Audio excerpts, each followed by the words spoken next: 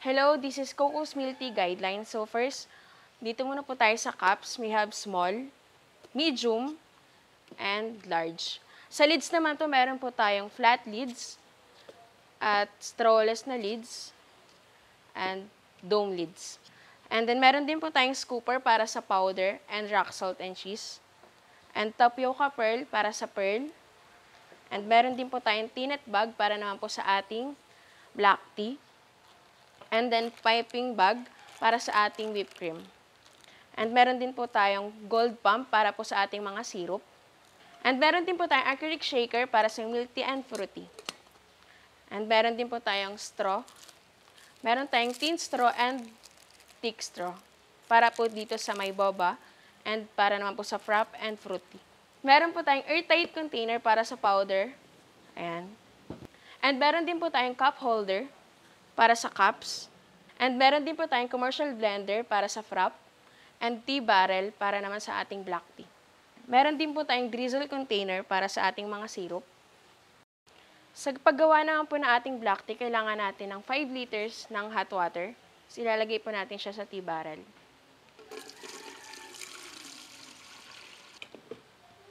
At kailangan din po natin ng tinnet bag. Sa tinnet bag naman po, usable naman po ito. Pwede po natin siyang labhan at gamitin po ulit. So, maglalagay po tayo ng 1 scoop ng black scoop. So, ilalagay po natin siya sa tea barrel. Sa tinatagal lang po ng ating black tea kapag nakatimpla, 6 to 8 hours naman po. Pag hindi naman po siya nakatimpla at powder pa po siya, pag nakalagay po siya sa airtight container, 1 year naman po ang kanyang tinatagal. Ginagamit po natin ang ating black tea sa paggawa ng milk tea and fruit tea. Sa paggawa naman po ng ating whipped cream, kailangan po natin ng airtight container na malinis at isang scooper at cold water. Sa paggawa po ng ating whipped cream, kailangan po natin ng cold water, 200 ml po. At 10 scoop naman po ng ating whipped cream powder.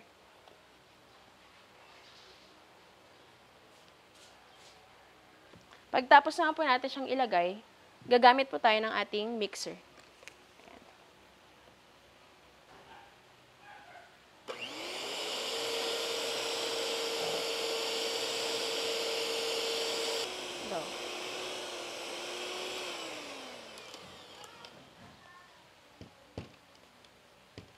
Sa texture naman po ng ating whipped cream, kailangan po foamy po siya. Ginagamit po natin siya sa ating frap. So, ang shelf life naman po ng ating whipped cream, 7 days po pag nasa chiller. Pag nasa airtight container naman po at powder pa po siya, 1 year naman po ang kanyang tinatagal. Sa paggawa naman po ng ating rock salt, kailangan din po natin ng cold water, 200 ml. Ilalagay po natin siya sa airtight container. Kailangan din po natin ng black scooper. 10 scoop ng scooper.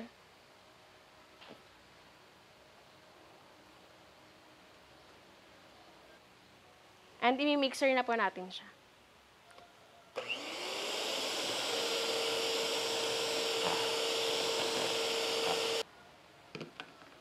Sa texture naman po ng ating rock salt, kailangan po medyo watery po siya. Ayan. Ginagamit po natin siya para sa milk tea. Ang shelf life naman po neto, 7 days naman po siya kapag nasa chiller, kapag nakatimpla po siya. At kapag powder naman po, 1 year din po ang tinatagal niya, basta po nasa airtight container. Sa paggawa naman po ng ating cream cheese, kailangan din po natin ng airtight container na malinis at cold water. Kailangan din po natin ng 200 ml ng water at 10 scoop ng cream cheese.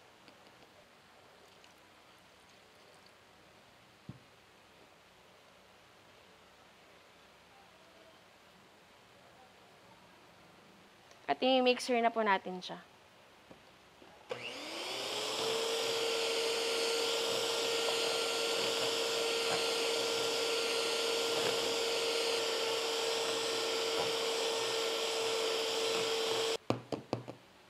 Ang texture naman po ng ating cream cheese, kailangan po medyo foamy lang po siya ng onte.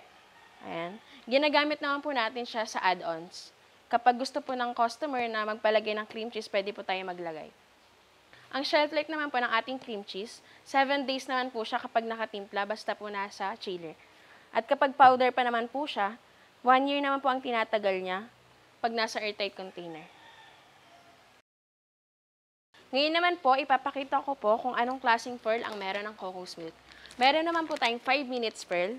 1 year po ang shelf life ng ating pearl basta po nasa airtight container at naka sa bag. At meron din po tayong 30 minutes pearl. 1 year din po ang kanyang tinatagal basta po nasa airtight container and nasa bag po siya. Sa paggawa naman po ng ating 5 minutes pearl, kakat po natin.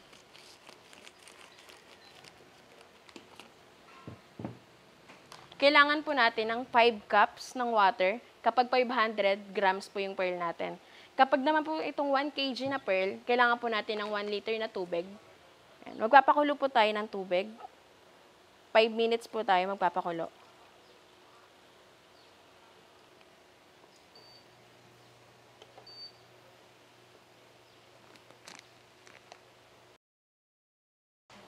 Kapag naman po nakita na natin kumukulo ang ating tubig, pwede na po natin ilagay yung ating pearl.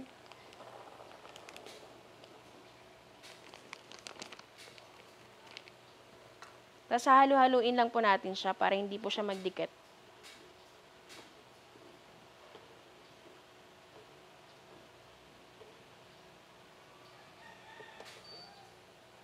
Ang shelf life naman po ng ating pearl kapag gawa na po ito is 1 day lang po siya basta po nasa room temp.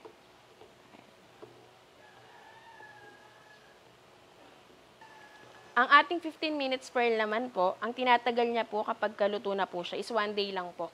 Kailangan po hindi po natin siya nilalagay sa rep at naka-room temp lang po. At pwede rin po natin siyang i-reheat, yung ating pearl.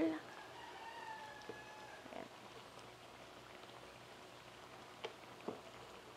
Kapag naman po nakikita natin na nagbabago na po yung kulay ng ating pearl, pwede na po tayo maglagay ng brown sugar. Maglalagay po tayo ng 10 scoop.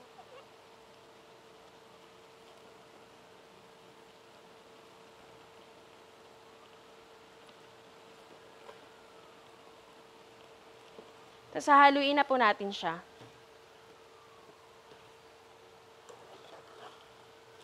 Aantayin lang po natin ma-absorb ng pearl ang sugar.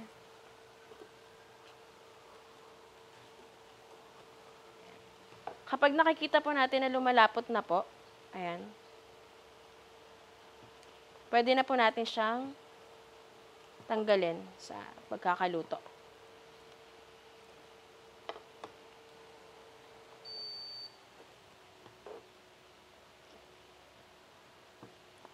Kailangan po ganyan yung itsura niya.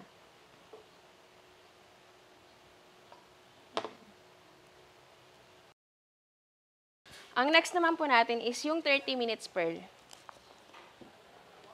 Maglalagay din po tayo ng 5 cups ng water sa 500 grams. Kapag 1 kg naman po, 1 liter naman po ng tubig.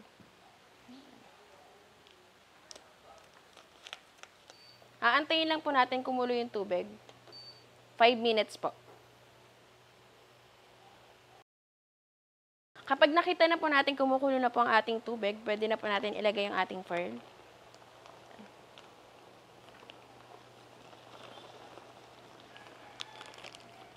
Tapos halo-haluin lang po natin siya ng dahan-dahan para hindi po magdikit.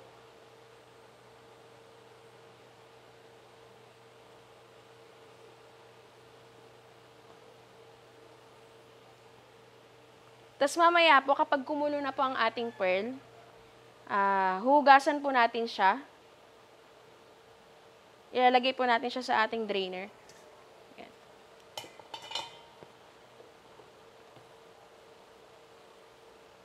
Kapag nakita naman po natin kumukulo na ulit, at na-absorb niya na po yung tubig, pwede na po natin siyang hugasan ulit. Hugasan po natin siya.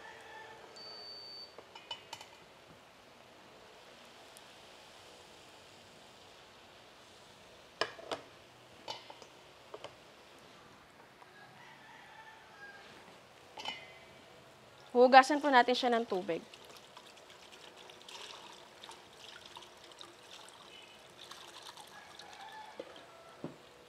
Sa 30 minutes pearl po, kailangan po talaga natin siyang hugasan para ma-rest po ang ating pearl. Ito po yung kinaibahan niya sa 15 minutes pearl. Dalawang kulo po ang ginagawa sa ating 30 minutes pearl.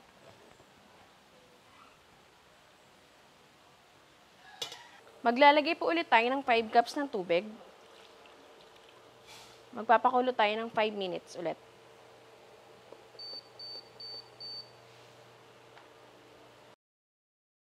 Kapag nakita po natin na kumukulo na po ang ating tubig, pwede na po natin ilagay ang ating tapioca pearl.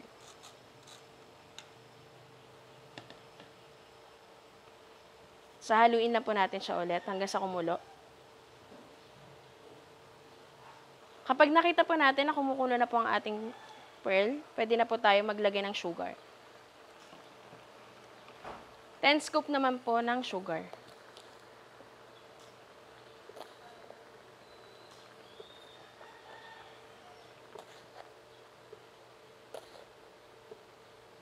Halo-haluin lang po natin ulit hanggang sa dumikit yung sugar sa tapioca pearl.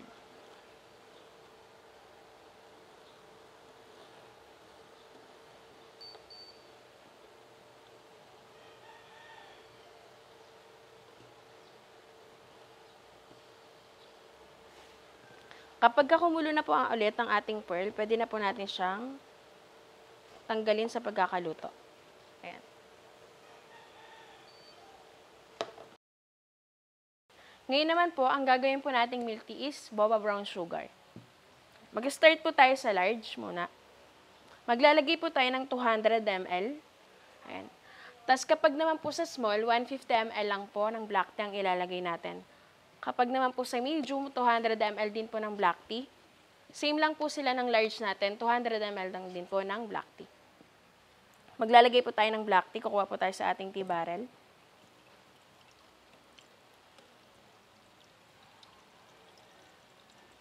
Naglagay po tayo ng 200 ml ng black tea. Tapos gagamit po tayo ng cocoa milk sa ating boba brown sugar. Kapag naman po sa small, 2 scoop.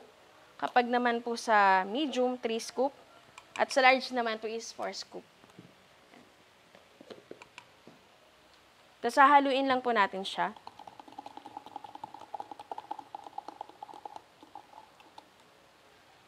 Tapos maglalagay po tayo ng syrup ng roasted brown sugar.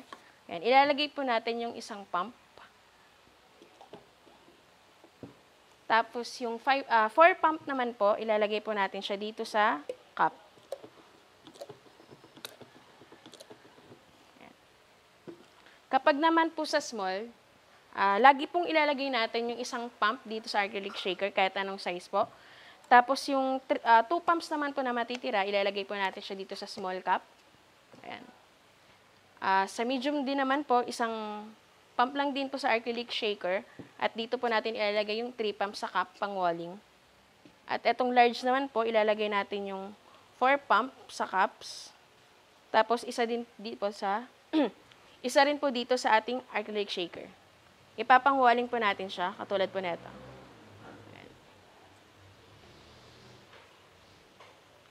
Tapos, kapag nag-request naman po yung ating customer ng ayaw naman po niya ng medyo matamis, pwede naman po tayo magbawas dito sa ating syrup. Pwede po tayo magbawas ng 1 pump para mabawasan po yung tamis ng ating milk tea. Tapos, maglalagay po tayo ng full cup of ice sa ating cup. Ang ginagamit po naming ice is yung Chuv ice po. Ayan. Kailangan po Chuv ice po talaga yung ating ginagamit para matagal po siyang matunaw. Tapos ilalagay po natin siya sa ating acrylic shaker. I-shake po natin siya ng 25 seconds.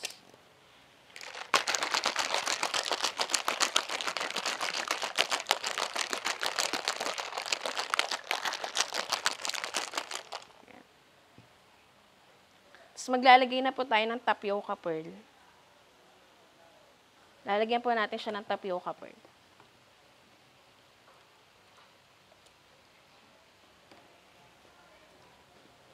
Pagtapos po natin ilagay yung pearl, pwede na po natin ilagay yung ating milk.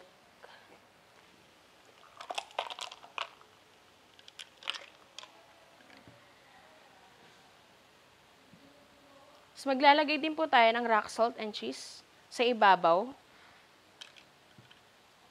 Ang ginagamitan po ng ating rock salt and cheese is pang milk tea lang po ito.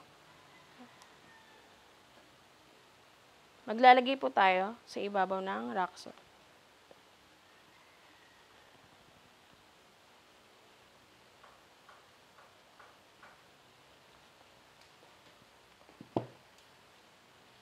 So, maglalagay po tayo ng brown sugar sa taas.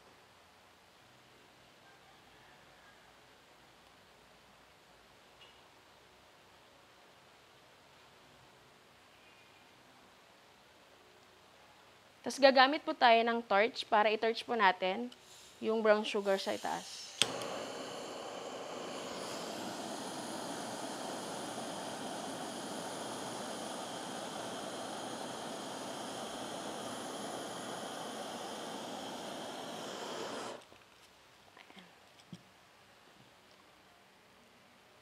Ito po. So, maglalagay po tayo ng dome lids.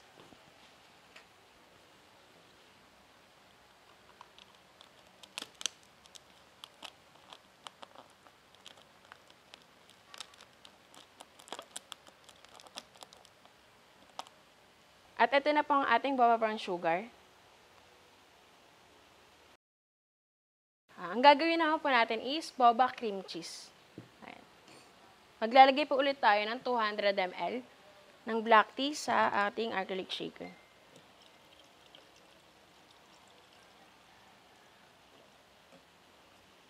Ayan. Tapos maglalagay din po tayo ng cocos milk, 4 scoop po, sa ating large.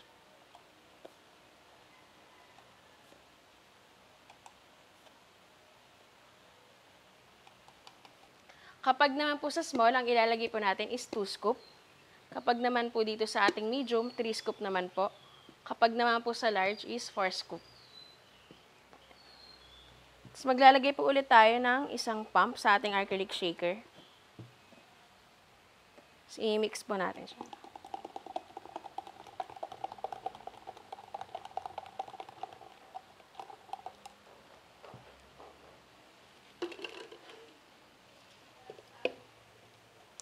Tapos maglalagay po tayo ng ating cream cheese sa ating cups para may pangwaling po tayo. 1 scoop po.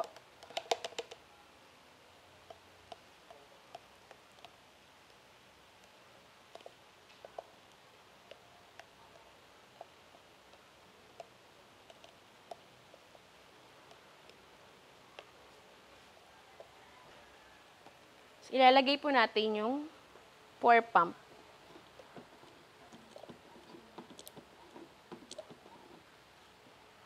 Maglalagay po ulit tayo ng full cup of ice sa ating cup.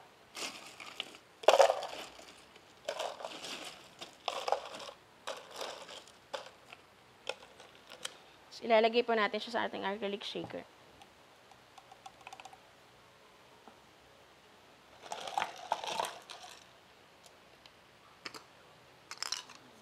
I-shake po natin siya ng 25 seconds.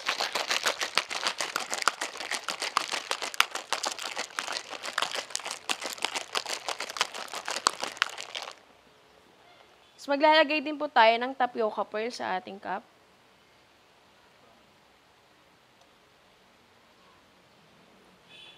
So, pwede na po natin ilagay ang ating milk.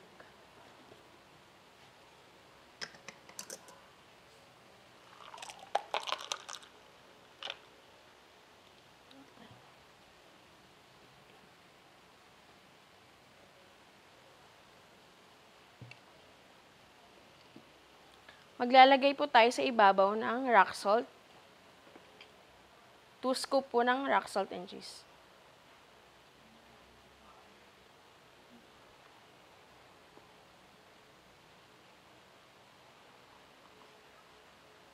Kailangan po natin ikalat sa ibabaw yung rock salt para maganda po ang pagkakalagay ng brown sugar. Lalagyan din po natin siya ng brown sugar sa taas.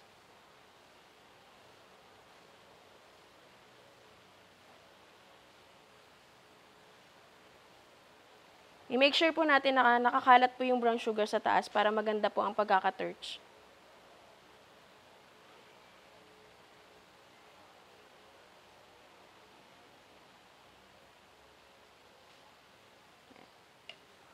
pwede na po natin siyang i-torch.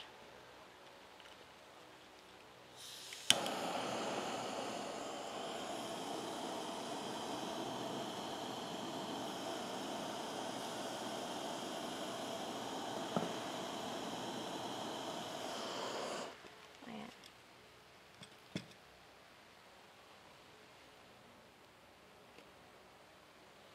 Tapos gagamit po tayo ng ating dome lid sa pagtakip.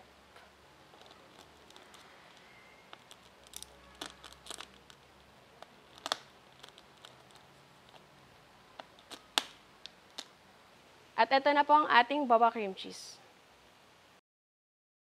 Ang gagawin po natin ngayon is fresh fruity. Ang flavor naman po ng fresh fruity natin is mixed berries. Ayan. Mag-start po tayo sa large. Maglalagay po tayo sa acrylic shaker ng ating black tea. 200 ml po.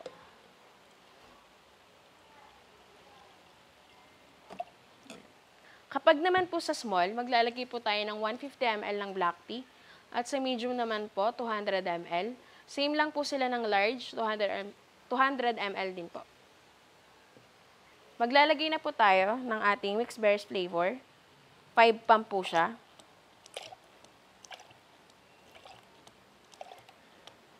Kapag naman po sa small, maglalagay po tayo ng 3 pump.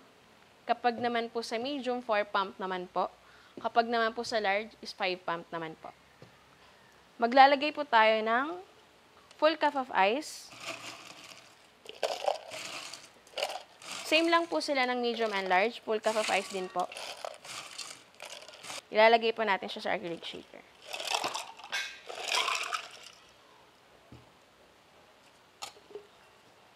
I-shake po natin siya ng 25 seconds.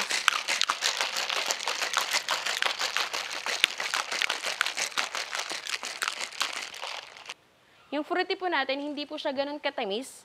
Sakto lang po yung kanyang tamis. Dahil fresh. Okay.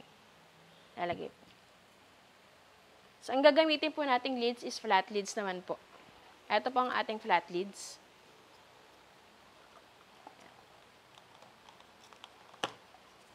Ito na po ang ating mixed berries. Ang gagawin na po natin is coffee base. Caramel latte naman po. Ang kailangan po natin sa caramel latte is hot water lang po. Maglalagay po tayo ng 200 ml.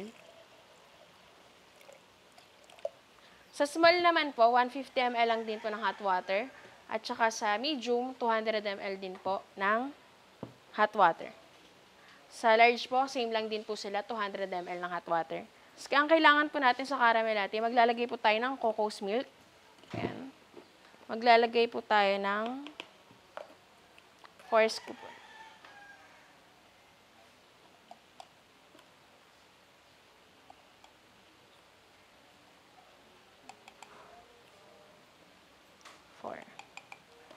And then sa small naman po, maglalagay tayo ng 2 scoop ng cocos. At saka sa medium po, 3 scoop naman po. At sa large, 4 scoop po. So maglalagay din po tayo ng 4 scoop ng coffee sa large.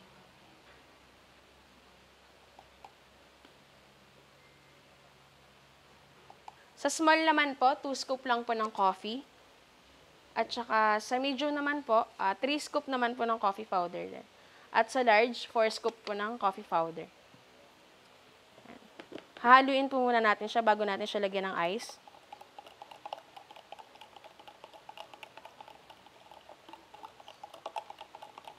I-make sure lang po natin na natunaw na po yung coffee sa ibaba. So, maglalagay po tayo ng full cup of ice din.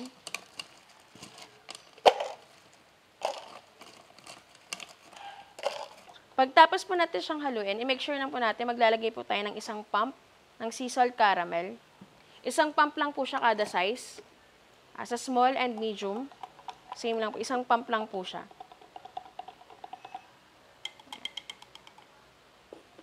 So, ilalagay na po natin yung ice.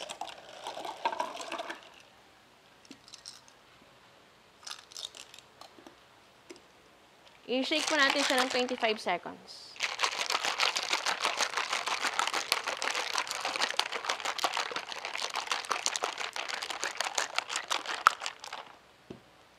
So, maglalagay po tayo ng drizzle caramel sa cups.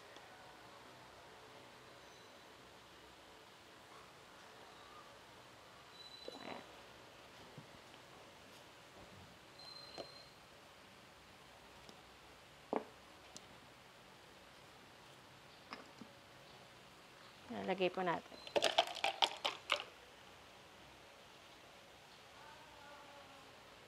Tapos maglalagay po tayo sa ibabaw ng rock salt and cheese. 2 scoop po.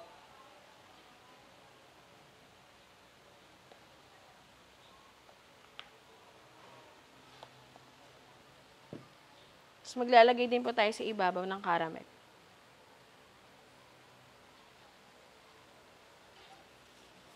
Tapos maglalagay po tayo ng dome lids.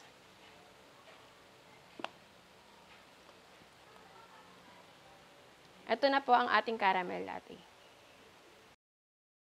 Ang next naman po natin gagawin is frap series. Ang flavor naman po niya is coffee frap. Maglalagay po tayo ng full cup of ice sa ating cup.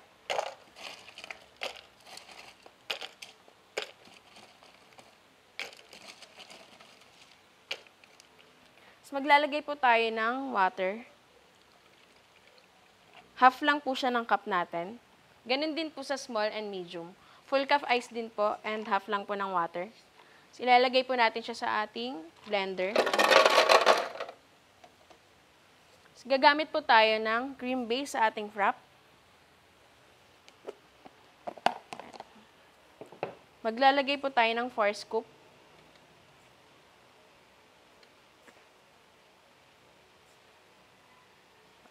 Kapag naman po sa small, ang ilalagay po natin ng cream base, 2 scoop lang po. Kapag naman po sa medium, 3 scoop. Pag large po is 4 scoop. So, maglalagay din po tayo ng 4 scoop ng powder, coffee powder.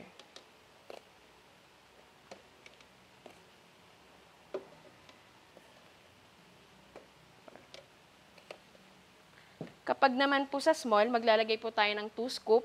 Pag sa medium naman po, 3 scoop. Pag sa large, 4 scoop. So, maglagi po tayo magpa-pump ng sea salt caramel. 1 pump lang po kada size. So, pwede na po natin siya i-blend. Ng 60 seconds po.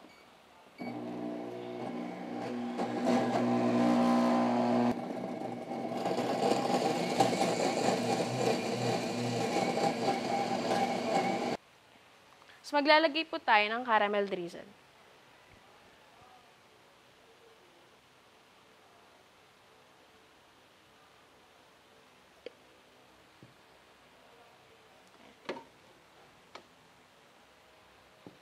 Sisali na po natin siya sa ating cup.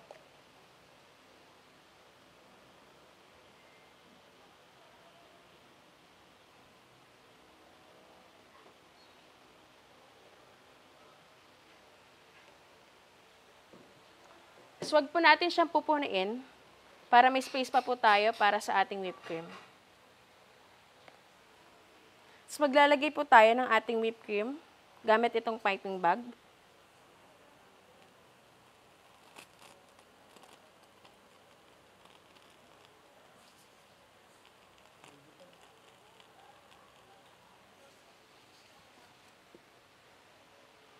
So, maglalagay po tayo ng coffee powder sa ibabaw. Lalagyan lang po natin siya ng onte.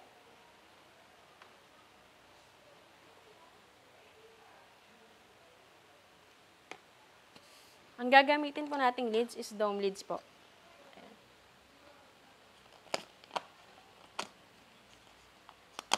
At ito na po ang ating coffee frap. Ang next naman po natin gagawin is frap series. Ang flavor naman po is Java chips. Maglalagay po ulit tayo ng full cup of ice sa ating cup. So, maglalagay po ulit tayo ng half water lang. Ganun din po sa small and medium. Lalagay po natin sa ating blender. So, gagamit po ulit tayo ng cream base sa ating frap. Maglalagay po tayo ng 4 scoop.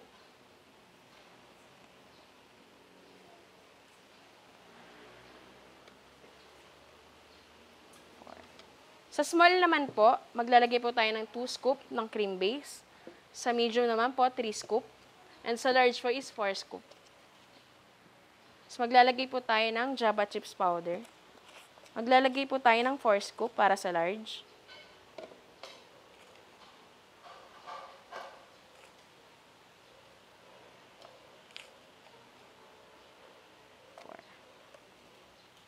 And sa small naman po, maglalagay tayo ng 2 scoop ng Java Chips Powder. And sa medium naman po, 3 scoop ng Java Chips Powder. Pagtapos po niyan, pwede na po natin siyang i-blend ng 1 minute.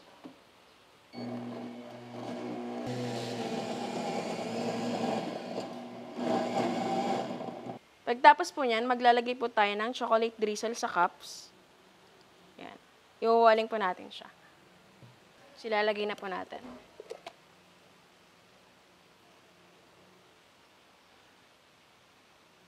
Lagi po tayo magtitira ng space para sa whipped cream para hindi po umapaw ang ating frap.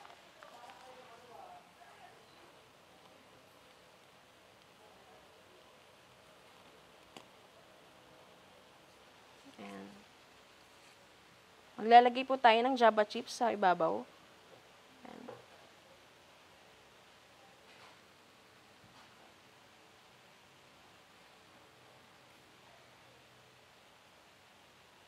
At gagamit po tayo ng dome lid sa ating frap. At ito na po ang ating Java chips frap. We have 15 flavors ng syrup. And meron po tayong 7 flavors ng cocos. And meron po tayong 6 basics ng cocos. And that's all for our Cocos Milk Tea Guidelines. Thank you!